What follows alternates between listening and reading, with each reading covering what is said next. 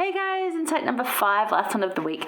So this is basically just filling off and filling in the time, so you guys know what happens. So Abinadi finishes up giving that, he says the amen at the end of chapter 16. He's finished. King, of course, is like, not having it, put you to death. No.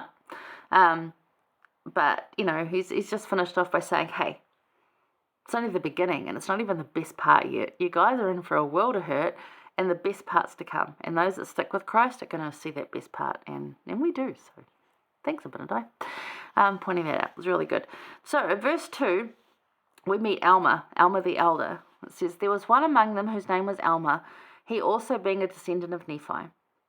And he was a young man, and he believed the words which Abinadi had spoken, for he knew concerning the iniquity which Abinadi had testified against them. Therefore he began to plead with the king that he would not be angry with Abinadi, but suffer that he might depart in peace. Like, let him go. Like, he's actually not having you on. He's not tugging your leg. He's not whatever you're going to, you know, what your local colloquialism on is for telling you lies. No. But he was the only one that believed Abinadi. But that just makes the king madder, because, you know, here's somebody else actually standing up for him. He's like, what if other people start believing, oh my gosh, I'm really doomed here. So, he caused that Alma should be cast out from among them, and he sent his servants to do this. Like, obviously, they moved on. He's like sent someone to get him, but Alma manages to flee, and he fled. In verse 4 it says, and he fled from before them and hid himself that they found him not. And he being concealed for many days did write all the words which Abinadi has spoken. Which thank you, Alma, because he wrote what Abinadi said. So, yay. Yay for Alma the Elder. Fantastic. So, again, yeah, he flees to safety first. Now, 3 days later, Abinadi is again before the king, and we read that over the page, and now some of the other people, like, the king's sort of having to think about this and going, well, it's causing a lot of trouble, and some of the people are getting a bit about it. Maybe I should just let him go. But the priests that he's surrounded himself with, the yes men, the ones that want this good life, that are really enjoying all the concubines and the feasts and the not having to do much before it, they don't want that to change, so they convince him that actually putting Abinadi to death is a good idea. And again, you know, it's got to say here, this is in verse 12, he says, but the priests lifted up their voices against him and began to accuse him, saying, he has reviled the king. Like, he's spoken out against our king. Oh my gosh, our great leader. Which is not the case. It's just saying, like, you know, dude, you've got to do better. And they didn't like that. Therefore the king was stirred up in anger against him, and he delivered him up that he might be slain. So, again, think about the friends you surround yourself with. Are they the kind of friends that are going to say to you, hey, you're not sure what to do, and we're not all in agreement either. Maybe we should all pray about it. Right? Good friends. Maybe ones that, like, come in and say, hey, look, we know this is a bad situation. This is not going well for everybody. How can we all work together to get it to be better? Instead of having these expectations and moral agendas that don't fit, you know? So who are you surrounding yourself with? Who are your friends? Are they really your friends? Do they want the best for you? Have a think on that. Might be quite shocking, you know. You probably know the friends that are your friends. I've got friends I could go to, and I don't even have to say that it's ugly, or I don't even have to, like, I needed a baptism done yesterday. I was in the temple, and I saw that my friend was coming in that night, and I just literally put it in the folder and said, oh, this is for her group at that time. And she would have got that and gone, oh, she left me one.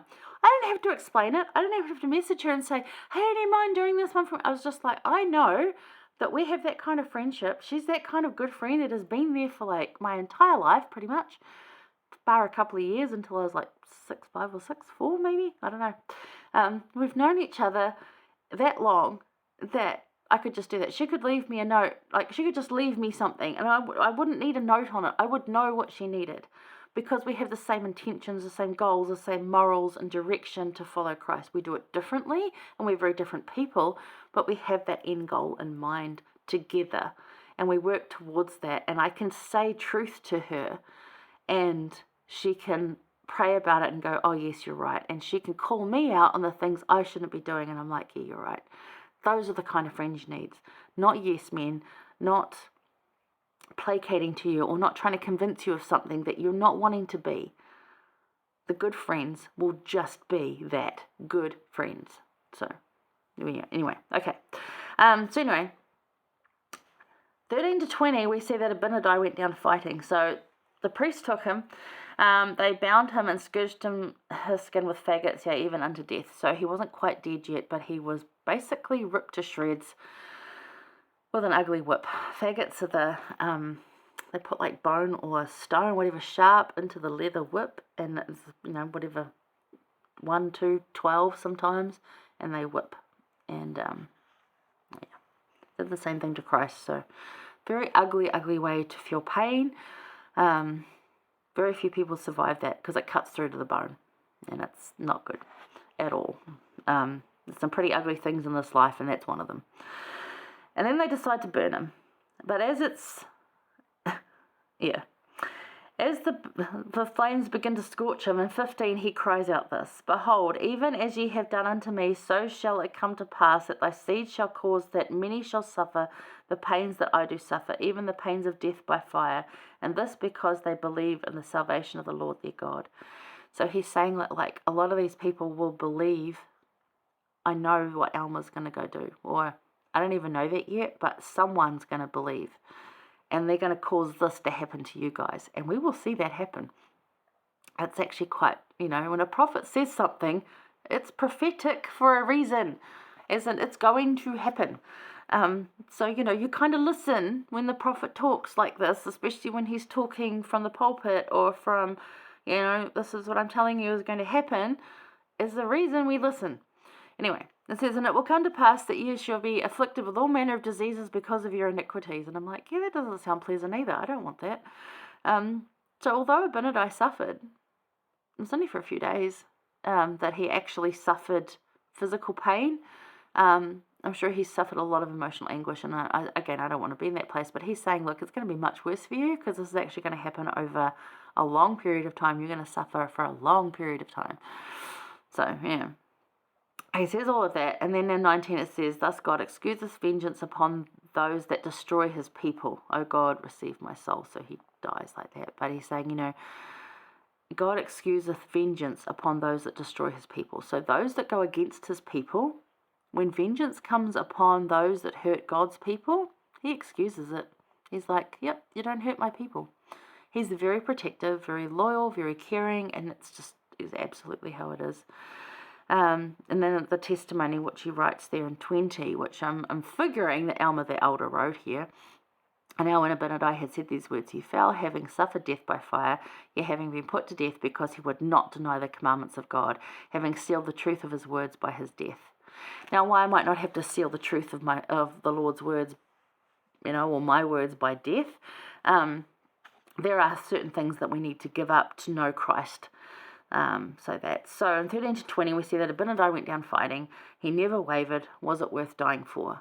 I think Abinadi would say yes, and I'm pretty sure Alma the Elder would say yes, and I'm pretty sure that I'm going to say yes because we have these words. We have this testimony. We have this quoting of Isaiah. We have this knowledge and acquaintance with Jesus. It's worth it. I think if you said to Joseph Smith, is it worth it? He would have been like, well, yeah. Any one of them, no matter what happened, would have said, yeah, it's worth it. I think of my life and what's gone on, and for many years I'm like, this isn't worth it. And I look at it now and I'm like, well, there's a whole lot of heart in there. There's a whole lot of struggle. There's a whole lot of pain. And I'm still kind of processing all of that. Was it worth it? Yeah, it was. Absolutely was. If I get to stand up now and talk about Jesus and be a testimony of him, then yeah, it was worth it. So we might not die for our testimonies and commitment to Christ. However, what are we willing to give up? And I've given up a lot. I don't talk about it a lot, but I have given up lots of things. And it was absolutely worth it.